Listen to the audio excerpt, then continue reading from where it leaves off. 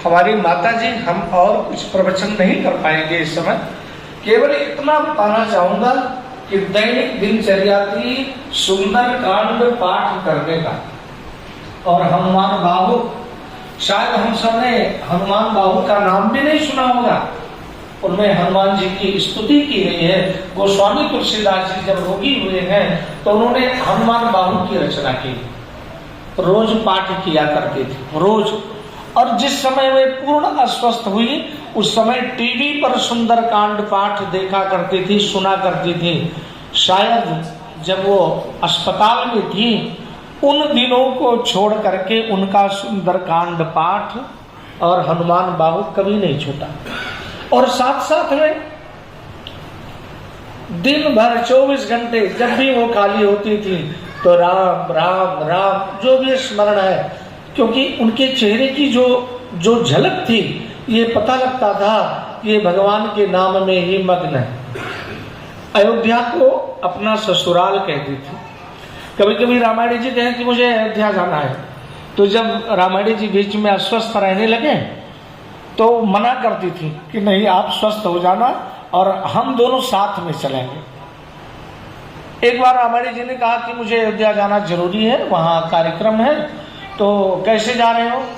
तो आपके मुख से निकला कि आचार्य जी के साथ। तो मुझे उन्होंने अपने घर बुलाया और बुला करके समझाया, कहा इनका ध्यान जरूर रखना और यदि आप जाते हो तो इनको ले जाओ, अगर नहीं जाते हैं तो इनको मैं और किसी के साथ नहीं भेजूंगा, हम चलेंगे साथ। तो अयोध्या के भी प्रति बहुत उनका लगाव था, वृंदावन को अपना मायका समझती थी। हमने भी बताया देवी देवताओं के प्रति बड़ा भाव था। और इन्हीं के कारण आप सभी कहेंगे बहुत कष्ट में थी, लेकिन मैं कहूंगा कष्ट में नहीं थी।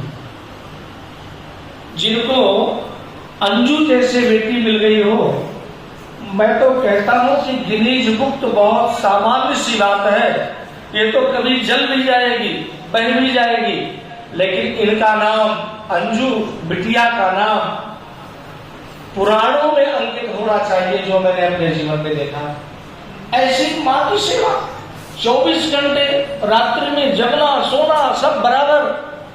और मैं धन्य मानूंगा उनके पतिदेव सुरेंद्रपुरी जी, जो सबसे आगे बैठे हैं,